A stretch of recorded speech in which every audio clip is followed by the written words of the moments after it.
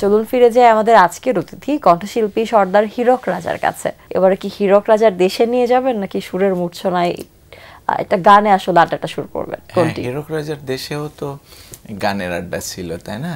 আচ্ছা, সেখানে গানে গানে প্রতিবাদ করা, তো যে সময়টা দেখিয়েছে আমাদেরকে মনে করিয়ে দেয় যে আমাদের যে বৈষম্য, নারী পুরুষে বিভিন্ন শ্রেণী বৈষম্য, সেটার বিরুদ্ধে আমাদের একজন আধ্যাত্মিক সাধক, যাকে আমরা বলে থাকি বাঙালি দর্শনের মহানায়ক, যিনি মানবতার মহান সাধক, যাকে সমাজ সংস্কারক হিসেবে আমরা চিনি।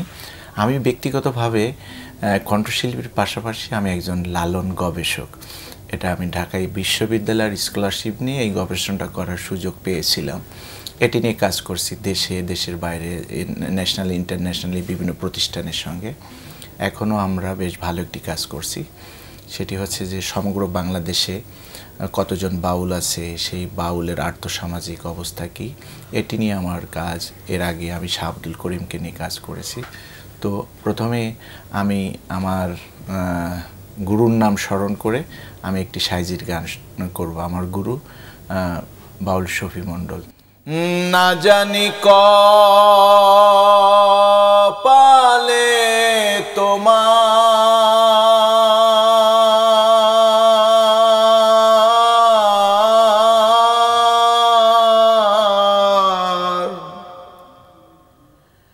না জানি কপালে তোমার কি আছে মন, তাও জানো না। তিন পোড়াতে খাটি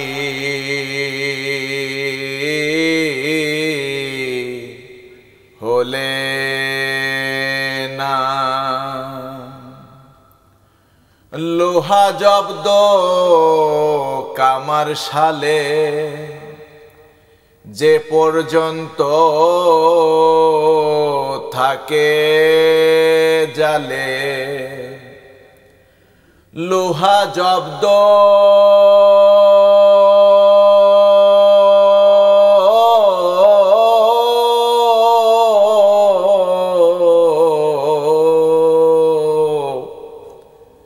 কামার শালে যে পর্যন্ত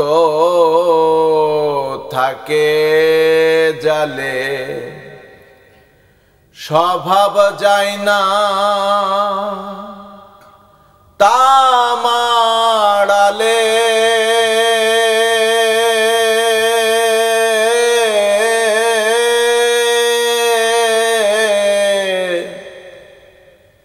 স্বভাব যায় না তামাড়ালে, তেমনি মন তুই একজনা, তিন পোড়াতে খাটি হলে না। দেব দেবতার বাসনা হয় মানব জনমের আশায়, দেব দেবতা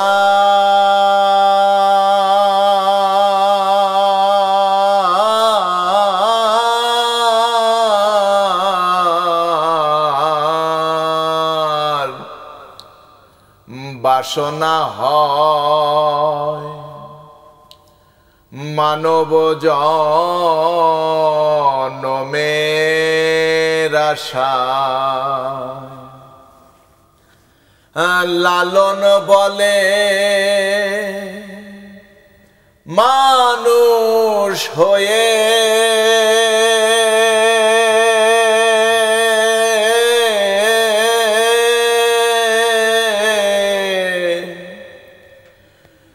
লালন বলে মানুষ হয়ে মানুষের করণ করলা না,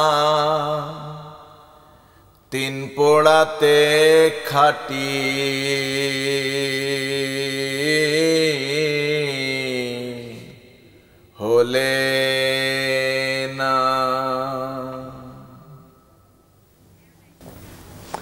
চমৎকার, সকালটা সুন্দর হয়ে গেল এত গভীর একটা গান শুনে। এবার একটু আপনার বর্তমান ব্যস্ততার কথা জানতে চাই, বর্তমানে কি নিয়ে ব্যস্ত থাকা হচ্ছে বেশি? আসলে বাংলাদেশ শিল্পকলা একাডেমিতে কর্মরত আছি। আমি বলছি যে আমি সাইজিকে নিয়ে গবেষণা করছি ব্যক্তিগতভাবে ঢাকা বিশ্ববিদ্যালয়ে। আমার গবেষণার টপিকস হচ্ছে যে লালন গানে ধর্মনিরপেক্ষতা এবং মানবতাবাদ। এর পাশাপাশি অফিস ডিউটির বাইরে লেজার পিরিয়ডে আমরা যেটা করি সেটি হচ্ছে যে আমাদের একটা সংগঠন আছে, বাংলাদেশ বাউল ও লোকশিল্পী সংস্থা। সমগ্র বাংলাদেশের বাউল এবং লোককবিদের নিয়ে আমরা কাজ করছি। বিশেষ করে আমাদের যারা প্রমিনেন্ট আর্টিস্ট আছে, বিশেষ করে ফরিদা আপা, আমাদের শফি মণ্ডল, পাগলা বাবলু, কাঙ্গালিনী সুফিয়া, এদেরকে নিয়ে আমরা বিভিন্ন বিশ্ববিদ্যালয়ে যাচ্ছি, বিভিন্ন জেলায় যাচ্ছি, আমরা তাদেরকে নিয়ে কর্মশালা করাচ্ছি।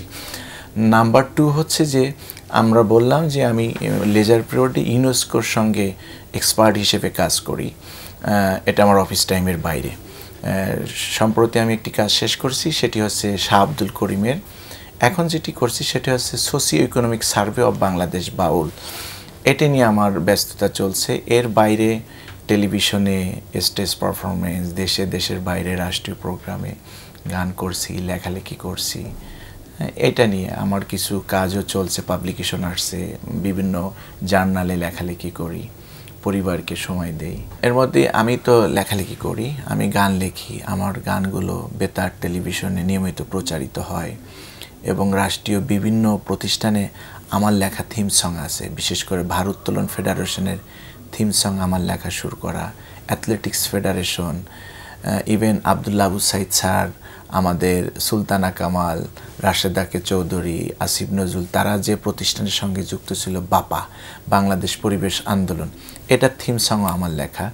সুতরাং এরকম অনেক কাজ আছে। প্রায় মৌলিক গান আমার 25টার ঊর্ধ্বে আছে।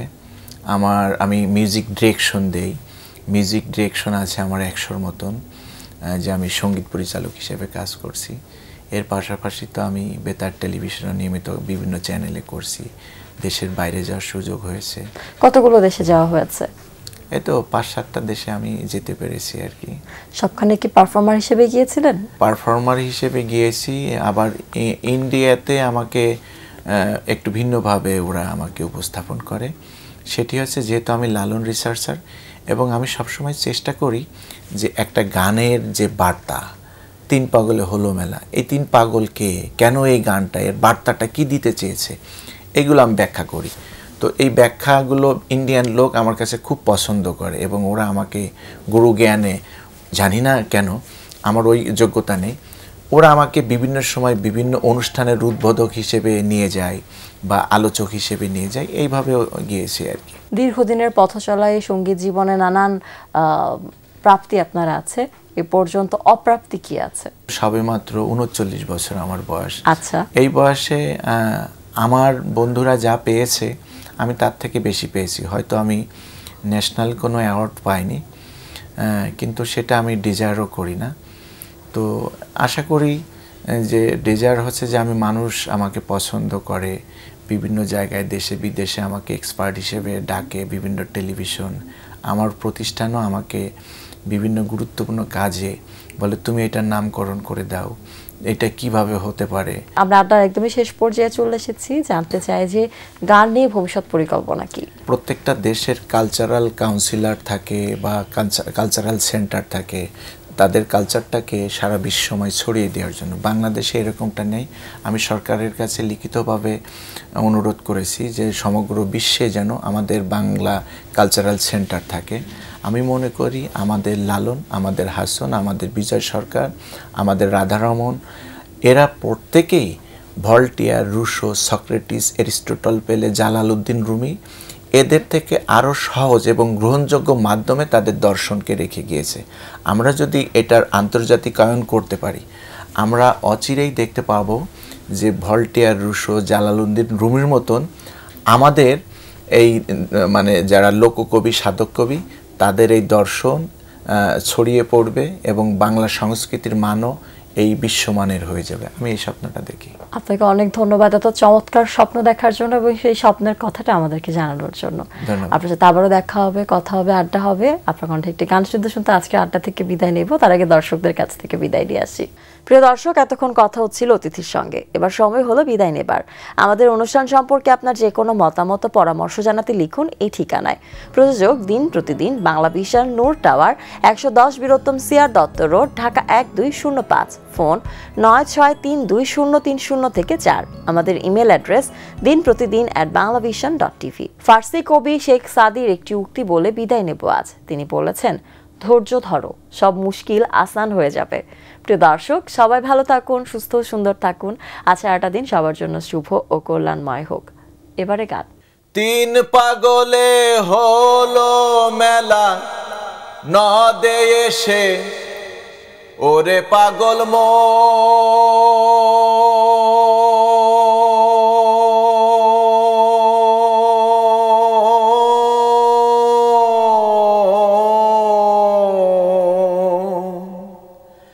তিন পাগলে হলো মেলা নদে এসে, ওরে তিন পাগলে হলো মেলা নদে এসে, ওরে মন নদে এসে, তোরা কেউ যাস নেও পাগলের কাছে, তোরা কেউ যাস নেও পাগলের কাছে। একটা পাগলামো করে জাত দেয় সে অজাতে রে দৌড়ে গিয়ে, একটা পাগলামো করে জাত দেয় সে অজাতে রে দৌড়ে গিয়ে।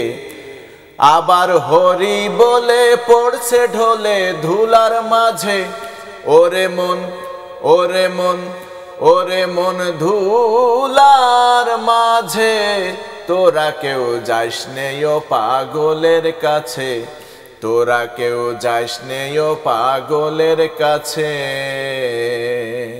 দেখতে যে যাবি পাগল সেই তো হবি পাগল বুঝবি শেষে, দেখতে যে যাবি পাগল সেই তো হবি পাগল বুঝবি শেষে। ফেলে তোর ঘর দুয়ার পাগল হয়ে ফিরবি নেচে, ওরে মন ওরে মন ওরে মন ফিরবি নেচে। তোরা কেউ যাস নেও পাগলের কাছে, তোরা কেউ যাস নেও পাগলের কাছে। পাগলের নামটি এমন বলিতে ফকির লালন হয় তরা সে, পাগলের নামটি এমন বলিতে ফকির লালন হয় তরা সে। ও সে চৈতে নিতে অদয় পাগল নাম ধরে সে, ওরে মন ওরে মন ওরে মন নাম ধরে সে। তোরা কেউ যাস নেও পাগলের কাছে, তোরা কেউ যাস নেও পাগলের কাছে। তিন পাগলে হলো মেলা নদে এসে, ওরে তিন পাগলে হলো মেলা নদে এসে। তোরা কেউ যাস নেও পাগলের কাছে, তোরা কেউ যাস নেও পাগলের কাছে, তোরা কেউ যাস নেও পাগলের